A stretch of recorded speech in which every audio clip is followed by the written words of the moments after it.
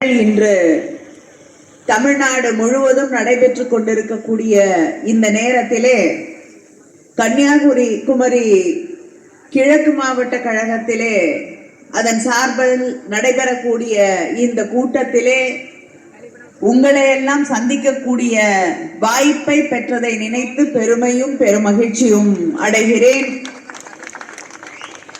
ஓரணியில் தமிழ்நாடு என்று நம்முடைய முதலமைச்சர் தலைவர் அண்ணன் தளபதி அவர்கள் நமக்கு அளித்த பணியை மிகச் சிறப்பாக செய்து முடித்து தமிழ்நாடு முழுவதும் குடும்பமாக பல்வேறு பகுதிகளிலே இருக்கக்கூடிய மக்கள் தங்களை நம்முடைய முதலமைச்சர் அண்ணன் தளபதி அவர்களுடைய அணியிலே எங்களை இணைத்துக் கொள்கிறோம், திராவிட முன்னேற்ற கழகத்திலே இணைத்துக் கொள்கிறோம், தமிழ்நாடு ஓர் அணியிலே நிற்கிறது என்று சொல்லக்கூடிய வகையிலே இணைத்துக் கொண்ட பிறகு 70 நாட்கள் சிறப்பாக நடைபெற்ற அந்த ஓரணியில் தமிழ்நாடு என்பதற்கு அடுத்து இன்று தமிழ்நாட்டின் சுயமரியாதையை தாங்கி பிடிக்கக்கூடிய அந்த கொள்கைகளை எடுத்து சொல்லக்கூடிய வகையிலே தமிழ்நாட்டை தலைகுனிய விடமாட்டேன் என்று சொல்லக்கூடிய இந்த கூட்டத்திற்கு தலைமையேற்றிருக்கக்கூடிய நம்முடைய நாகர்கோயிலுடைய மேயர், மாவட்ட கழகத்தின் செயலாளர் மகேஷ் அவர்களே, இந்த நிகழ்ச்சியிலே கலந்து கொண்டு உரையாற்றி இருக்கக்கூடிய மேற்கு மாவட்ட கழகத்தின் செயலாளர் பால்வளத்துறை அமைச்சர் மனோ தங்கராஜ் அவர்களே, வரவேற்புரை ஆற்றி இருக்கக்கூடிய மாநகர செயலாளர் ஆனந்த் அவர்களே, முன்னிலை வகித்துக் கொண்டிருக்கக்கூடிய ஜாக்சன் அவர்களே, சோமு அவர்களே, கேரலின் அவர்களே, பூதலிங்கம் அவர்களே, மாநில நிர்வாகிகள் மரியாதைக்குரிய அண்ணன் சுரேஷ் ராஜன் அவர்களே, ஹெலன் டேவிட்சன் அவர்களே, தில்லை செல்வம் அவர்களே, ஜோசப் ராஜ் அவர்களே, தாமரை பாரதி அவர்களே, ரெஜினால்ட் அவர்களே, இந்த நிகழ்ச்சியிலே கலந்து கொண்டிருக்கக்கூடிய பகுதி கழக ஒன்றிய நகர செயலாளர்களே, பேரூர் கழக செயலாளர்களே, தலைமை செயற்குழு பொதுக்குழு உறுப்பினர்களே, சட்டமன்ற தொகுதி பார்வையாளர்கள் CS ஆனந்த் அவர்களே, ஸ்ரீதர் ரோட்ரிகோ அவர்களே, மாவட்ட அணிகளின் அமைப்பாளர்களே, இந்த நிகழ்ச்சியிலே கலந்து கொண்டிருக்கக்கூடிய மாவட்ட மாநகர பிரதிநிதிகளே, மாமன்ற உறுப்பினர்களே, வட்டக்கழகத்தின் செயலாளர்களே, நன்றி உரை வழங்க இருக்கக்கூடிய பகுதி கழகத்தின் செயலாளர் ஜவஹர் அவர்களே, நிகழ்ச்சியிலே கலந்து கொண்டிருக்கக்கூடிய திராவிட முன்னேற்ற கழகத்தின் மூத்த முன்னோடிகளே, முன்னணி செயல் வீரர்களே, சகோதரர்களே, சகோதரிகளே, நம்முடைய அன்பு தலைவர் கலைஞரின் உயிரினும் மேலான அன்பு உடன்பிறப்புகளே, உங்கள் அத்தனை பேருக்கும் என்னுடைய வணக்கத்தை, நன்றியை, வாழ்த்துக்களை தெரிவித்துக் கொள்கிறேன். வாழ்த்துக்களை தெரிவித்துக் கொள்கிறேன் என்று சொல்லும் பொழுது ஓர் அணியிலே திரண்டிருக்கக்கூடிய இந்த கூட்டத்தை பார்க்கும் பொழுது இந்த கூட்டம் ஒரு நல்ல பொதுக்கூட்டமாக ஏற்பாடு செய்கிறேன் என்று சொல்லிவிட்டு நம்முடைய மாவட்ட கழக செயலாளர் ஒரு மாநாடு போல இங்கே ஒரு கூட்டத்தை ஏற்பாடு செய்திருக்கிறார். வரக்கூடிய வழியிலே எல்லாம் இந்த கூட்டத்திற்கு வந்து கொண்டிருக்கக்கூடிய சகோதர சகோதரிகளை பார்த்து கொண்டேதான் வந்தோம். இவ்வளவு பெரிய கூட்டமாக இருந்தாலும் ஆம்புலன்ஸ் வந்த பொழுது திராவிட முன்னேற்ற கழக உடன்பிறப்புகள் அதற்கும் வழிவிட்டோம். அதுக்கு காரணம் அந்த 108 கொண்டு வந்தது நம்முடைய தலைவர் கலைஞர் அவர்கள். உயிரின் மதிப்பை அறிந்தவர்கள் நாம், எல்லோரையும் சமமாக நினைக்க தெரிந்தவர்கள் நாம். சில பேர் கூட்டத்துல ஆம்புலன்ஸ் வந்தா அந்த ஆம்புலன்ஸை ஓட்டக்கூடியவர்களை மிரட்டி கொண்டிருக்கிறார்கள். இவங்க எல்லாம் தமிழ்நாட்டில் ஆட்சிக்கு வர வேண்டும் என்று துடித்துக் கொண்டிருக்கிறார்கள். எப்படிப்பட்ட மனிதர்களை நாம் இந்த தேர்தலிலே எதிரணியிலே பார்த்து கொண்டிருக்கிறோம் என்பதற்கு இதைவிட ஒரு உதாரணம் இருக்க முடியாது. மனிதர்கள் மீது, மனித உயிர்கள் மீது அக்கறையே இல்லாதவர்களை இன்று நாம் எதிர்த்து கொண்டிருக்கிறோம். அவங்க கூட்டணி வைத்திருக்கக்கூடியவர்கள் அதைவிட மனிதர்களுடைய உரிமைகள், இந்த நாட்டுடைய உரிமைகள், மாநில உரிமைகள், ஜனநாயகம் எல்லாத்தையும் குழி தோண்டி புதைச்சு விட வேண்டும் என்று நினைக்கக்கூடிய பாஜகவோடு கூட்டணி. ஒன்று துரோகம், இன்னொன்று மனித உரிமை பறிப்பு. இது இரண்டும் சேர்ந்து இந்த தேர்தலிலே நமக்கு எதிரணியிலே அணிவகுத்திருக்கிறது. அதனாலதான் தமிழ்நாட்டிலே இருக்கக்கூடிய நம்முடைய கடமை என்ன என்பதை நினைவுபடுத்தக்கூடிய வகையிலே உறுதிமொழியோடு இந்த கூட்டத்தை நாம் துவங்கி இருக்கிறோம். நம்முடைய முதலமைச்சர் அவர்கள் ஒவ்வொரு கூட்டத்திலும் அந்த உறுதிமொழியை நாம் மறுபடி மக்களுக்கு நினைவுபடுத்த வேண்டும் என்று தெள்ளத் தெளிவாக எடுத்து சொல்லி இருக்கிறார்கள். இந்த மண் ஒவ்வொரு காலகட்டத்திலும் தன்னுடைய உரிமைகளுக்காக, மக்களுடைய உரிமைகளுக்காக போராடி இருக்கக்கூடிய மண்ணிலே என்னுடைய முதல் கூட்டத்தை பேசுவதிலே நான் பெருமை அடைகிறேன். தோல்சீலை போராட்டம், அதில் தொடங்கி தமிழ்நாட்டின் எல்லை போராட்டம், தமிழ்நாட்டின் எல்லை போராட்டத்திலே தமிழ்நாடு முழுவதும் மொழி போரும் நடந்து கொண்டிருக்கக்கூடிய அதே காலகட்டத்திலே தமிழ்நாட்டின் எல்லைக்காகவும் போராடிய மண் இந்த மண். அந்த போராட்ட தியாகிகளை 1974ஆம் ஆண்டு தலைவர் கலைஞர் அவர்கள்தான் மொழி போர் தியாகிகளுக்கு இணையான தியாகிகள் என்று அவரை அரசு அங்கீகரித்த ஆண்டு தலைவர் கலைஞர் அவர்களுடைய ஆட்சியிலே. இப்படி எத்தனையோ போராட்ட வரலாறுகளை கொண்டிருக்கக்கூடிய மண் இந்த மண். அந்த மண்ணிலே நின்று கொண்டு இன்று தமிழ்நாட்டின் உரிமைகளுக்காக தமிழ்நாட்டை தலை குனிய விடமாட்டோம் என்று சொல்லக்கூடிய வகையிலே இந்த கூட்டத்திலே கலந்து கொள்வதிலே நான் பெருமை, மகிழ்ச்சி, உவகை அடைகிறேன். நாம் தொடர்ந்து பாஜக ஆட்சியிலே தமிழ்நாட்டின் உரிமைகள் எந்த அளவுக்கு பறிக்கப்படுகிறது என்பதை உணர்ந்திருக்கிறோம். நம்முடைய மாணவர்கள், பிள்ளைகள் படிப்பதற்கு நமக்கு தர வேண்டிய SSA, அதுவும் நமக்கு புரியல மொழியில பேரை வைக்க மாட்டாங்க, எழுதிதான் வேற எடுத்துட்டு வரணும். சமக்ர சிக்ஷா அபியான், அதுக்கு என்ன அர்த்தம்னு கேட்டீங்கன்னா எனக்கு தெரியாது.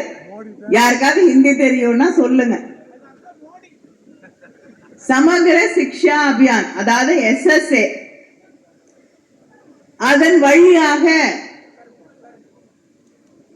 தமிழ்நாட்டில் இருக்கக்கூடியவர்கள் புதிய கல்விக் கொள்கையை ஏற்றுக்கொள்கிறோம், இருமொழி கொள்கையை கைவிட்டு விட்டு 3 மொழிகளை, இந்தியை திணிப்பதை ஏற்றுக்கொள்கிறோம் என்று கையெழுத்து இட்டால் நமக்கு கொடுக்க வேண்டிய, நியாயமா நம்ம வீட்டு பிள்ளைங்க படிக்கிறதுக்காக அவங்க தர வேண்டிய 5000 கோடியை தருவார்கள். இல்லை என்றால் தரமாட்டாங்க. எவ்வளவு போராட்டத்திற்கு பிறகு நம்முடைய பிள்ளைகள் படிக்கக்கூடிய ஒரு சூழலை இந்த மண்ணிலே நாம் பெற்றிருக்கிறோம் என்பதை நாம் புரிந்து கொள்ள வேண்டும். ஒரு காலகட்டத்துல நம்ம பிள்ளைங்களை எல்லாம் படிக்க விட மாட்டாங்க. இவ்வளவு பெண்கள் வந்திருக்கீங்க, பெண்கள் படிக்க முடியுமா? ஒரு காலகட்டத்துல கிடையாது. இங்க இருக்கக்கூடிய பெரியவர்களை கேட்டால் தெரியும், படிக்க விடுவாங்களா? எதுக்கு படிப்பு? வீட்டுல இரு. சில பேருக்கு மட்டும்தான் படிப்பு, மற்றவங்களுக்கு கல்வி கற்பதற்கான உரிமை கிடையாது. ஜாதியின் பெயரால் அவர்களுக்கு கல்வி மறுக்கப்பட்ட காலங்கள் எல்லாம் இருந்தது. இன்னைக்கு தமிழ்நாட்டில் பள்ளிக்கூடத்துக்கு போகாத பிள்ளைகளே கிடையாது. பள்ளிக்கூடத்துக்கு மட்டும் இல்ல, இந்தியாவிலேயே அதிகமாக கல்லூரிக்கு போகக்கூடிய மாணவர்கள் இருப்பது, அதுல முதல் 2 இடங்களுக்குள் வருவது தமிழ்நாடு. இந்த புதிய கல்விக் கொள்கையில கூட இன்னும் 30 வருஷத்துக்கு தான் அந்த 50% கழிச்சுதான் 50% தொடுவாங்களாம். அதை இன்னைக்கு நம்ம கடந்துட்டோம். ஆனால் இந்த நிலை வருவதற்கு எத்தனை போராட்டங்கள், நீதி கட்சி தொடங்கி திராவிட இயக்கத்தின் போராட்டங்கள், திராவிட முன்னேற்ற கழகத்தின் ஆட்சியிலே நாம் செய்திருக்கக்கூடிய சாதனைகள். பெண்கள் படிக்கிறதுக்காகத்தான், பள்ளி படிப்பை முடிப்பதற்காகத்தான் தலைவர் கலைஞர் அவர்கள் திருமண உதவி திட்டத்தையே கொண்டு வந்தார்கள். அது மட்டும் இல்லாமல் முதல் தலைமுறை சார்ந்திருக்கக்கூடிய மாணவர்களுக்கு ஸ்காலர்ஷிப், கட்டணமில்லா கல்வி என்று எத்தனையோ திட்டங்கள்.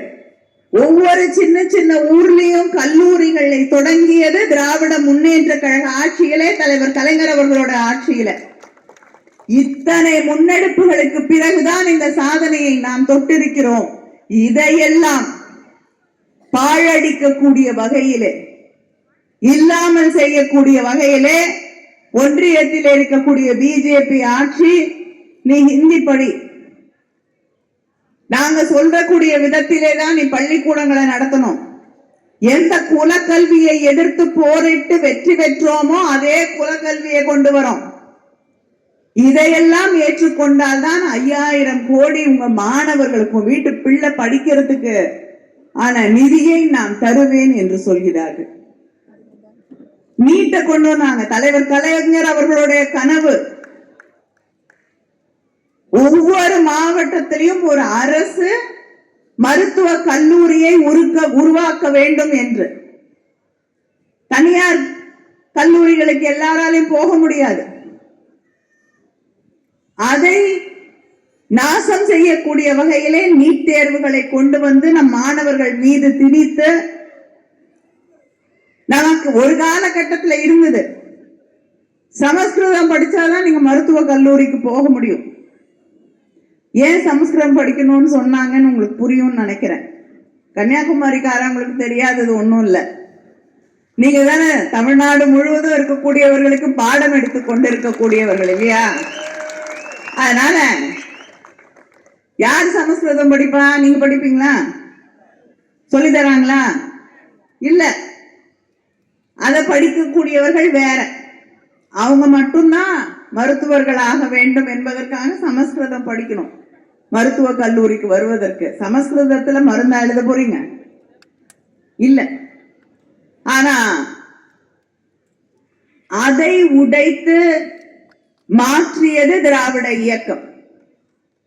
இன்னைக்கு எல்லாரும் மருத்துவர்களாக கூடிய வகையிலே ஒரு நிலையை உருவாக்கிய பிறகு அதை அழிக்க வேண்டும் என்று நினைத்து நீட் தேர்வுகளை கொண்டு வந்திருக்கக்கூடியது ஒன்றியத்திலே இருக்கக்கூடிய பாஜக. ஜிஎஸ்டியை கொண்டு வந்தாங்க. கொண்டு வந்து தமிழ்நாட்டுக்கு வர வேண்டிய நிதியெல்லாம் அவர்கள் வாங்கி கொண்டு சென்று விடுகிறார்கள். தமிழ்நாட்டுடைய உள்நாட்டு உற்பத்தி சதவீதம் அப்படிங்கிறது 9.2. ஆனா நம்முடைய நிதி பகிர்வு, அதுல இருந்து நமக்கு வரி இல்ல பகிர்ந்து அவங்க தருவது 4% தான். வாங்கிக்கிறது கிட்டத்தட்ட 10%, 9.2%. ஆனா நமக்கு வழங்கப்படுவது தரப்படுவது 4%. இப்படி வரியையும் வாங்கிக்கிட்டு நமக்கு எதுக்கு நிதி கேட்டாலும் கொடுக்காம நம் மீது மொழியை திணிக்கக்கூடிய அத்தனை வழிவகைகளையும் கையாண்டு கொண்டு, சமீபத்துல கூட நாங்க மொழியை திணிக்கல அப்படின்னு அமித்ஷா சொல்லிட்டு அவரே சொல்றாரு அதே மேடையில. கட்டாயம் இல்லை ஹிந்தி படிக்கிறதுன்னு சொல்லிட்டு அறிவியல் ஹிந்தியில படிக்கணுமா? இங்க இருக்கக்கூடிய மற்ற முக்கியமான பாடங்களை எல்லாம் ஹிந்தியிலே படிக்க வேண்டும் என்று திணிக்கக்கூடிய ஒரு ஆட்சி. அதெல்லாம் விட்டுருங்க. நாங்க நாடாளுமன்ற உறுப்பினர்கள், தமிழ்நாட்டில் இருந்து வரக்கூடிய நாடாளுமன்ற உறுப்பினர்கள் ஆங்கிலத்திலே ஒரு அமைச்சருக்கு கடிதம் எழுதினால் பாதி நேரம் எங்களுக்கு பதில் வர்றது ஹிந்தியில. நான் தமிழ்நாட்டில் இருக்கக்கூடிய என்னோட தொகுதியில் இருக்கக்கூடிய மக்கள் பிரச்சனைகளை பற்றி எழுதுகிறேன். எனக்கு ஹிந்தி தெரியாது, படிக்க தெரியாது, பேசினா புரியாது, எனக்கு தேவையும் இல்லை. உலகத்தில் இருக்கக்கூடிய அத்தனை விஷயங்களையும் என்னால் தமிழிலும் படிக்க முடியும், அதே நேரத்திலே ஆங்கிலத்திலும் படிக்க முடியும். ஆங்கிலமும் தமிழும் படிக்க தெரிந்ததால் தான் இன்று சிலிகான் வேலி முழுவதும் இருக்கக்கூடியவர்கள் தமிழர்களாக அங்கே கோலோச்சி கொண்டிருக்கிறார்கள். ஹிந்தி படிச்சு இல்லை. இப்படிப்பட்ட தமிழ்நாட்டில இருந்து எனக்கு ஹிந்தி தெரியாது. நான் தமிழ்ல ஆங்கிலத்துல என்னுடைய தொகுதி பிரச்சனையை நான் கடிதமாக எழுதுகிறேன். எனக்கு பதில் வருவது ஹிந்தி. அப்ப மொழி மேல இருக்கக்கூடிய அக்கறை இங்க இருக்கக்கூடிய நாட்டு மக்கள் மீது இல்லை என்று இருக்கக்கூடிய ஆட்சி அங்கே நடைபெற்றுக் கொண்டிருக்கிறது. ஆனா இதெல்லாம் எதிர்த்து கேள்வி கேட்டா நம்ம எல்லாம் நக்சலைட்டுகள், அர்பன் நக்சல்ஸ்,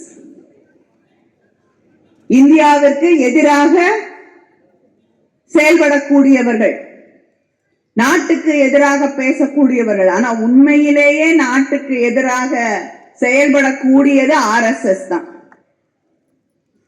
பிரதமர் கொடியேற்றி விட்டு அதே மேடையில RSS பெருமையை எல்லாம் பேசினார். ஒரே பெருமையை விட்டுட்டார்.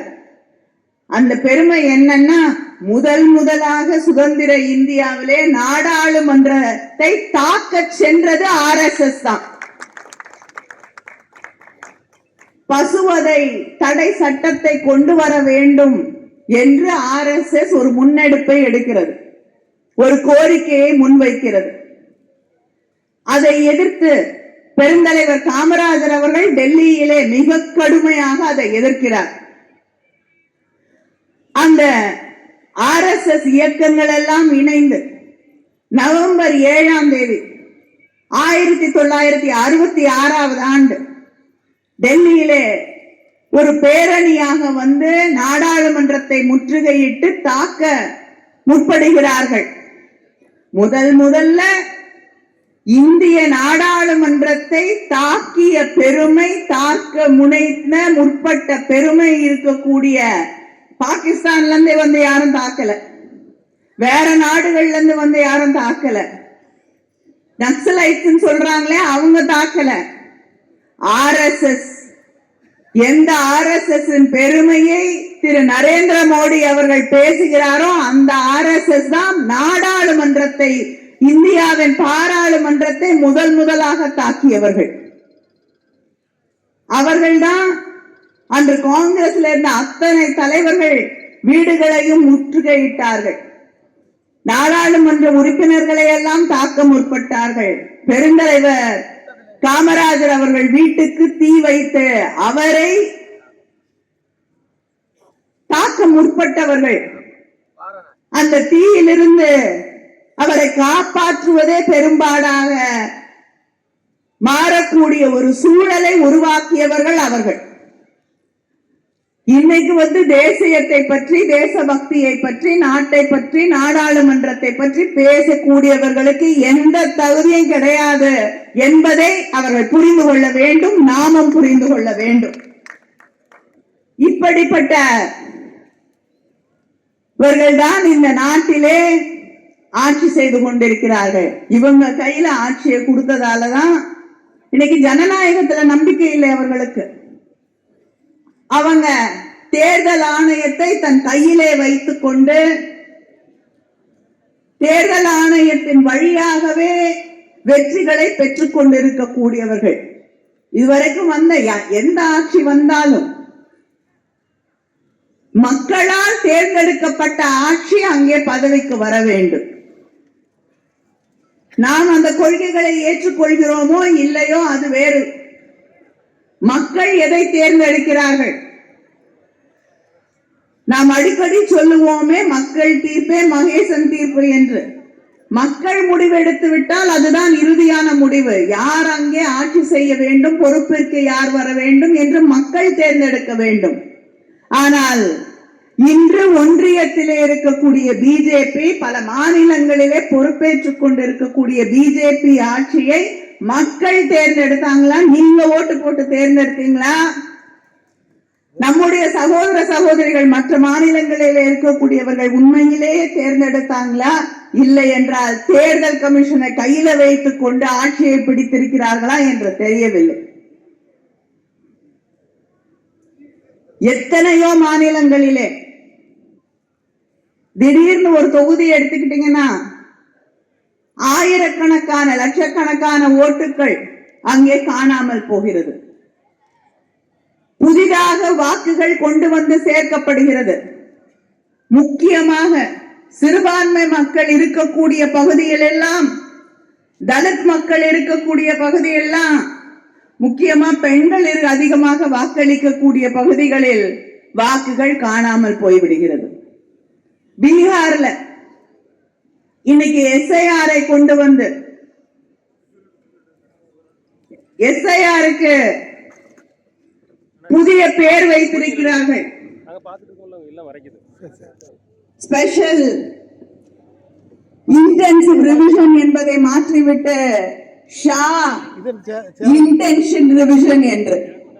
ஏன்னா ஷா எதை நினைக்கிறாரோ, அமித்ஷா எதை நினைக்கிறாரோ செய்யக்கூடிய ஒரு ரிவிஷனாக, ஒரு பயிற்சியாக அது மாறிவிட்டு இருக்கிறது. அவர்கள் நினைத்தபடி இன்னைக்கு பீகார்ல தேர்தல் நவம்பர் மாசம் வரப்போகுது. அங்கே ஆயிரக்கணக்கான வாக்குகள் ஒவ்வொரு தொகுதியிலையும், இஸ்லாமிய மக்கள் வாழக்கூடிய பகுதிகள்ல, கிறிஸ்தவ மக்கள் வாழக்கூடிய பகுதிகள்ல யார் யாரெல்லாம் அவங்களுக்கு ஓட்டு போட மாட்டாங்களோ அந்த பகுதிகளில் இருக்கக்கூடிய வாக்குகளை எல்லாம் காணவில்லை, குறைக்கப்பட்டிருக்கிறது. இது தேர்தல் கமிஷனை கையில வச்சுக்கிட்டு இந்த நாட்டின் ஜனநாயகத்தை, மக்களுடைய வாக்குரிமையை குழி தோண்டி பறிக்கக்கூடிய ஒரு செயல் என்பதை நாம் புரிந்து கொள்ள வேண்டும். நமக்கு அடிப்படை உரிமை என்ன? வாக்குரிமை. அத நம்ம கிட்ட இருந்த யாரும் பறித்து விடக் கூடாது என்பதை நாம் புரிந்து கொள்ள வேண்டும். ஆனா அந்த அடிப்படை உரிமையை நம்மிடம் பறிக்கக்கூடிய செயலைத்தான் தொடர்ந்து பிஜேபி ஒவ்வொரு இடத்திலையும் செஞ்சுக்கிட்டு இருக்கு. மிகப்பெரிய உதாரணம், ஒரு பகுதியில கிட்டத்தட்ட 120 பேரை புதுசா பட்டியல சேர்த்திருக்காங்க.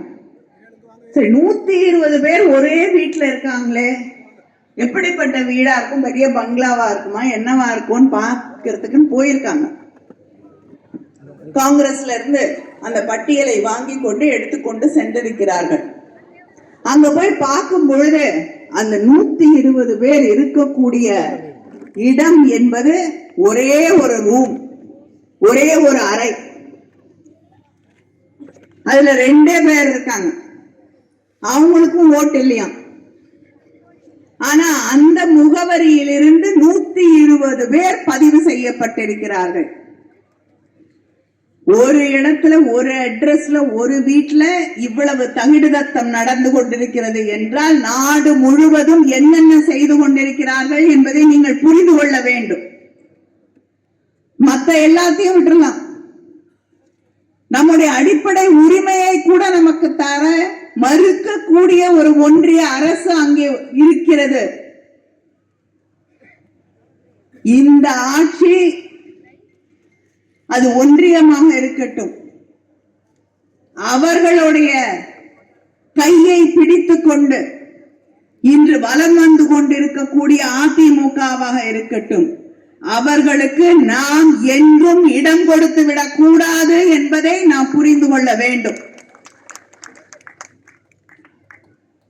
அதிமுகவை துவங்கிய புரட்சி தலைவர் எம்ஜிஆர் அவர்கள் சொல்லுவார்கள், அண்ணாயிசம் அண்ணாவிசம் என்று மேடையிலே பேசும் பொழுது, இன்னைக்கு அங்கே தலைமை பொறுப்பை ஏற்றுக்கொண்டிருக்கக்கூடிய திரு எடப்பாடி அவர்கள் என்ன சொல்றாருன்னா, அமித்ஷாயிசம் அமித்ஷாயிசம் என்று. எதுவா இருந்தாலும், எந்த பிரச்சனையா இருந்தாலும் அவங்க அலுவலகத்தில் உட்கார்ந்து தீக்கிறதே இல்லை. நேரம் அடுத்த பிளைட்டை பிடிச்சி யாரா இருந்தாலும் டெல்லிக்கு தான். அதிமுக ஹெட் குவார்டர்ஸே இப்ப டெல்லிக்கு மாத்திட்டாங்க. டெல்லிக்கு மாத்திட்டாங்களா இல்ல திரு அமித்ஷா அவர்கள் எங்க இருக்காரோ அங்க மாத்திட்டாங்களான்னு தெரியல. அவர் எங்க இருந்தாலும் அங்க ஓடுறாங்க. அவர் கேட்காம, அவர்கிட்ட கேட்காம மூச்சு விடுறது இல்ல. கட்சியில யாரும் ஒருத்தரோட ஒருத்தர் பேசிக்கிறது கூட கிடையாது. அங்கிருந்து சொல்லணும், டெல்லியில இருந்து சொல்லணும், நீங்க 2 பேரும் பேசிக்கலாம், நீங்க 2 பேரும் பேச வேண்டாம். இப்படி ஒரு கட்சியை நடத்தி கொண்டிருக்கிறார்கள்.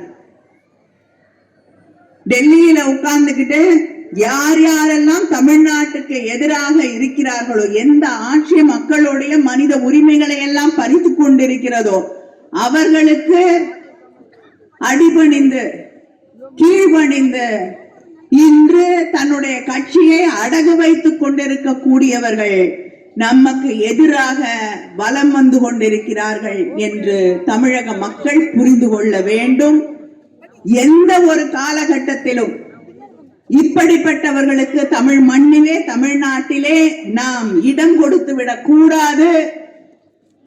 கூடாது என்பதை நீங்கள் உணர்ந்து கொள்ள வேண்டும். 4 வருஷம் காணும் ஆள எங்க போனாருன்னு தெரியல. இப்ப தேர்தல் வந்த உடனே ஒரு பஸ்ல மேல ஏறி நின்னுட்டு வந்துட்டாங்க. நான் அடிக்கடி கேட்கிறாரு, நீங்க மக்களுக்கு கொடுத்த வாக்குறுதியை நிறைவேற்றலன்னு. எந்த வாக்குறுதியை நிறைவேற்றலன்னு எனக்கு சொல்லுங்க.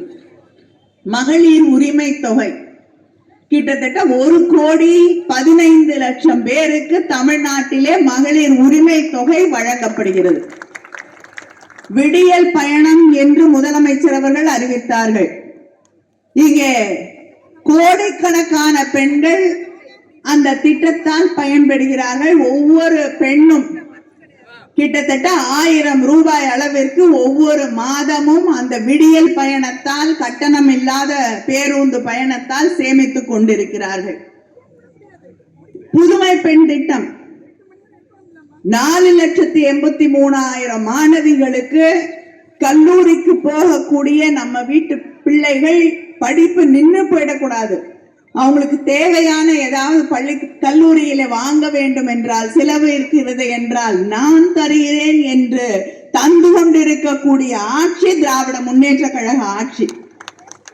தமிழ் புதல்வன் திட்டத்தின் வழியாக கிட்டத்தட்ட 3,86,000 மாணவர்கள், 1000 ரூபாய் கல்லூரியிலே படிக்கக்கூடிய மாணவர்கள் பலன் பெற்றுக் கொண்டிருக்கிறார்கள். காலை உணவு திட்டம், இது வாக்குறுதி இல்லை, தேர்தல் வாக்குறுதியில நம்முடைய முதலமைச்சர் அவர்கள் காலை உணவு திட்டம் தரேன்னு சொல்லல. ஆட்சி பொறுப்பிற்கு வந்த பிறகு யாரும் காலை உணவு திட்டம் வழங்க வேண்டும் என்று கேட்கவில்லை. ஆனால் நம்ம வீட்டு பிள்ளைங்க காலை உணவு சாப்பிடாம மதியம் வரைக்கும் பட்டினியோடு பசியோடு அங்கே படிப்புல கவனம் செலுத்த முடியாம உட்கார்ந்து இருக்க கூடாதுங்கிறதுக்காக இன்னைக்கு 20 லட்சம் மாணவர்களுக்கு மேல் பயன்படக்கூடிய தமிழ்நாட்டிலே காலை உணவு திட்டத்தை வழங்கி கொண்டிருக்கக்கூடிய ஆட்சி நம்முடைய ஆட்சி. 108 ஆம்புலன்ஸ் சர்வீஸ் கொண்டு வந்தது முதல்ல நம்முடைய தலைவர் கலைஞர் அவர்கள். இதற்கு அடுத்த கட்டமாக இன்னுயிர் காப்போம், நம்மை காக்கும் 48 என்ற ஒரு திட்டம், கோல்டன் அவர்னு சொல்லுவாங்க.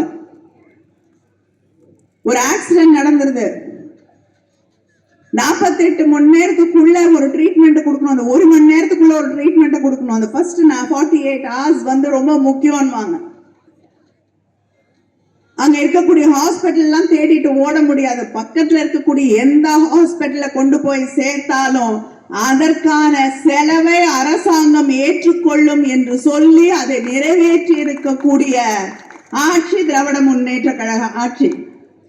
அந்த திட்டத்தின் வழியாக இன்னைக்கு 3,57,000 உயிர்களை காத்திருக்கக்கூடிய ஆட்சி திராவிட முன்னேற்ற கழக ஆட்சி. இன்று தமிழ்நாடு முழுவதும் 10,000 முகாம்கள், மருத்துவ முகாம்கள் நடைபெற்றுக் கொண்டிருக்கிறது. இன்னைக்கு காலையில தூத்துக்குடியில, என்னுடைய மாவட்டத்துல, என்னுடைய தொகுதியில இருக்கக்கூடிய மருத்துவ முகாமில் சென்று அங்கே இருக்கக்கூடிய மக்களை சந்தித்து விட்டு வருகிறேன். ஸ்பெஷலைசேஷன்ஸ் வேற எந்த மாநிலத்திலும், வளர்ந்த நாடுகள்ல கூட கிராமப்புறங்களிலே இப்படிப்பட்ட சிகிச்சைகள் கிடைக்குமா என்று கனவு கூட காண முடியாத ஒரு நிலை இருக்கக்கூடிய சூழலிலே, சாதாரண ஒரு கிராமத்திலே கார்டியாலஜியா இருக்கட்டும், எந்த நிபுணர்களாக இருக்கட்டும், அந்த முகாம்களிலே நீங்கள் அவர்களை பார்த்துவிட முடியும் என்று சொல்லக்கூடிய அந்த முகாம்களை நடத்தி கொண்டிருப்பது திராவிட முன்னேற்ற கழக ஆட்சி. இப்படி ஒவ்வொரு நாளும் மக்களுக்கான திட்டங்கள், தொழில் முதலீடுகள், வேலை வாய்ப்புகள் என்று உயர்கல்விக்கான புதிய திட்டங்கள், நான் முதல்வன் திட்டம் என்று ஒவ்வொரு நாளும் மக்களுக்கான திட்டங்களை, அது தேர்தல் வாக்குறுதியாக இருக்கட்டும், இல்லை என்றாலும் புதிதான திட்டமாக கோரிக்கை வருவதற்கு முன்னால் செய்து காட்டிக் கொண்டிருக்கக்கூடிய ஒரு நல்லாட்சி நம்முடைய ஆட்சி. இந்த ஆட்சியை தொடர வைக்க வேண்டும் என்ற அந்த சூளுரையோடு வேறு யாரும் தமிழர்களுடைய வளர்ச்சியை தடுத்து நிறுத்திவிடாதபடி, தமிழர்களுடைய பெருமைகளை எல்லாம் அங்கீகரிக்காத ஒரு ஒன்றிய அரசாங்கம், கீழடி பற்றி அந்த அகழ்வாய்வுகளை பற்றி அந்த ரிப்போர்ட் ஆய்வறிக்கைகளை அவர்கள் வெளியிடக்கூட மறுக்கிறார்கள். இரும்பு காலம் இந்தியாவிலே, தமிழ்நாட்டிலேதான் தொடங்கியது என்று நாம் கண்டுபிடித்து வெளியிட்டிருக்கக்கூடிய ஆய்வறிக்கையை பற்றி ஒரு வார்த்தை இதுவரைக்கும் பிரதமர் வாய் திறக்கவில்லை, அதை அங்கீகரிக்கவில்லை. தமிழர்களுடைய பெருமைகளை மறுக்கக்கூடிய, தமிழ் மொழியை மறுக்கக்கூடிய அவர்களுக்கு இந்த மண்ணிலே இடம் கொடுத்து விடக்கூடாது, தமிழ்நாட்டை தலை குனிய விட்டுவிடக் கூடாது என்ற அந்த உறுதியை இந்த மேடையிலே இங்கே இருக்கக்கூடிய அத்தனை பேரோடு நானும் சேர்த்து எடுத்துக்கொள்கிறேன். தமிழ்நாட்டை நாம் ஒரு அரணாக நின்று பாதுகாப்போம். அடுத்த ஆட்சி என்பது இல்லை. இனிமேல் தமிழ்நாட்டிலே துரோகிகளுக்கு தமிழ் மானத்தை, இனமானத்தை, தமிழருடைய எதிர்காலத்தை கெடுக்கக்கூடிய யாருக்கும் இடமில்லை, இடமில்லை, இடமில்லை. நன்றி, வணக்கம்.